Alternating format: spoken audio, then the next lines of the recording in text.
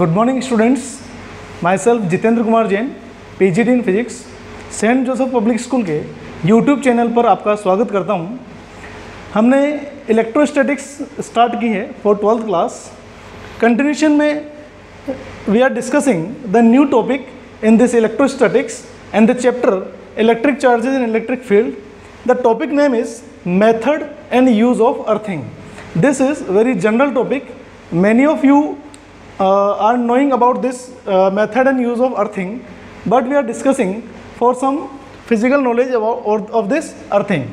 So earthing is what?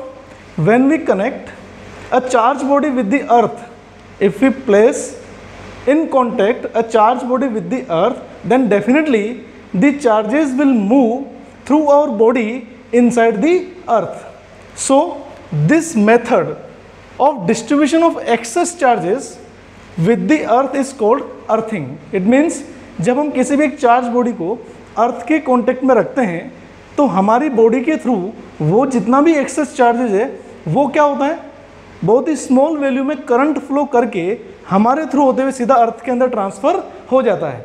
और जब बात की है कि अर्थ में कितना चार्ज ट्रांसफ़र कर सकते हैं तो ऐसा कहा जाता है कि जो अर्थ की इलेक्ट्रिकल कंडक्टिविटी है उसकी वैल्यू इन्फाइनाइट है, यानी आप जितना भी चार्ज उसके अंदर डालेंगे उसके कंडक्टिविटी में बहुत ज़्यादा फर्क पड़ने वाला नहीं है. आप कितना भी चार्ज उसके अंदर इनसाइड दे सकते हैं और कितना भी चार्ज वहाँ से ले सकते हैं. ये ऑलरेडी क्लियर है कि जब भी हम चार्ज ट्रांसफ़र की बात करते हैं तो we can transfer only and only electrons. चाहे हम अर्थ को इलेक्ट्रॉन दें या अर्थ से इलेक्ट्रॉन लें, दोनों प्रोसेस किस फॉर्म में होंगे, इलेक्ट्रॉन्स के फॉर्म में होंगे. तो हम जो बात कर रहे हैं वो यही है कि जब भी कोई चार्ज बॉडी को आप अर्थ के कांटेक्ट में रखेंगे तो डेफिनेटली उस बॉडी पर जो एक्सेस चार्ज होगा वो एक्सेस चार्ज कहाँ सप्लाई हो जाएगा, आपकी अर्थ के अंदर सप्लाई हो जाएगा. रीज़न क्या है, क्यों करते हैं अर्थिंग? तो अर्थिंग करने का सबसे बेसिक रीज़न यही है. आप कई बार घरों में कहते हैं कि हमारे पास एक्स्ट्रा वोल्टेज आ गया है, एक्स्ट्रा करंट सप्लाई हो रही है, तो वो जो एक्स्ट्रा वोल्टेज है, that extra voltage means there is excess of charge.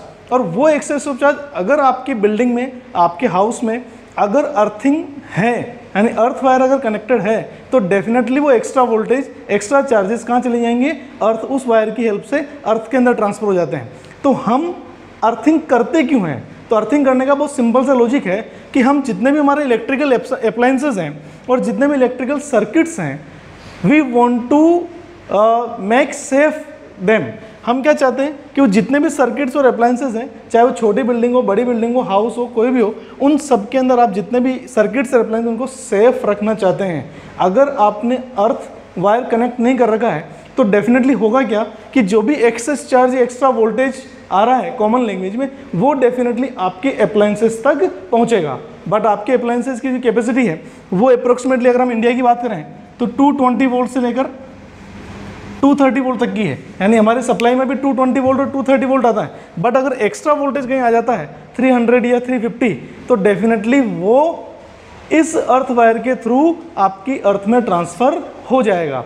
अगर नहीं होता, अगर आप अर्थ वायर कनेक्टेड नहीं होते हैं तो डेफिनेटली वो एक्स्ट्रा वोल्टेज कहाँ सप्लाई होगा, वो आपके अप्लायंसेस पे होगा, जो कि उन अप्लायंसेस को क्या कर देगा, डिस्ट्रॉय कर देगा.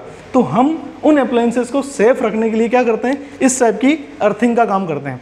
अर्थिंग के लिए हम डोमेस्टिक सर्किट देखेंगे. अभी हम डेफिनेटली ग्रीन वायर काम में लेते हैं, ग्रीन और blue wire. Generally green wire को अपन यूज़ में लेते हैं अर्थिंग के लिए. यहाँ देखिए अर्थिंग करते कैसे, मेथड ऑफ अर्थिंग. अर्थ में, अर्थ के अंदर हम अप्रोक्सीमेटली 10 to 12 फीट जो है उतना एक डीप आप एक होल करेंगे और उस होल के बॉटम में हम क्या करते हैं, 2-3 चीज़ें ऐड करते हैं. सबसे पहले सॉल्ट और उसके बाद कोल. इनकी लेयर्स अपन बनाते हैं, बहुत ज़्यादा अमाउंट में वहाँ डाला जाता है. और उसके बाद इस सॉल्ट और कोल के ऊपर एक कॉपर प्लेट जो यहाँ लिखी है मैंने, इस कॉपर प्लेट को भी हम उसके ऊपर रखते हैं. कॉपर प्लेट भी कैसी होनी चाहिए, थिक होनी चाहिए, हैवी होनी चाहिए. और उस कॉपर प्लेट से एक नॉब की हेल्प से या उस कॉपर प्लेट में होल करके we are connecting a thick copper wire. हम क्या कर रहे हैं, एक मोटा कॉपर वायर कनेक्ट करते हैं and that thick copper wire is connected to the main supply, main board of the building. यानी जहाँ से मेन स्विच जिसे आप कहते हैं, जहाँ आपकी एमसीबीज, मेन एमसीबीज लगी हैं, उन मेन एमसीबीज में हम इस थिक वायर को कनेक्ट कर देते हैं. उसका रीज़न क्या होगा कि जितना भी एक्स्ट्रा सप्लाई आ रहा है तो सबसे पहले मेन स्विच में पहुँचेगा, तो वहीं से वो एक्स्ट्रा चार्जेस कहाँ सप्लाई हो जाएंगे, सीधे अर्थ के अंदर सप्लाई हो जाएंगे. यहाँ पर इस अर्थिंग वाले प्रोसेस में कोल और सोल्ट और साथ में वाटर सप्लाई के लिए भी एक पाइप कनेक्ट किया जाता है ताकि इस कॉपर प्लेट की और इन सब की कंडक्टिविटी कंटिन्यूसली बनी रहे। तो आपको ध्यान रखना है कि मेथड ऑफ अर्थिंग में किस तरह से किया जाएगा। कॉपर प्लेट काम में ली जाती है। कॉपर क्यों?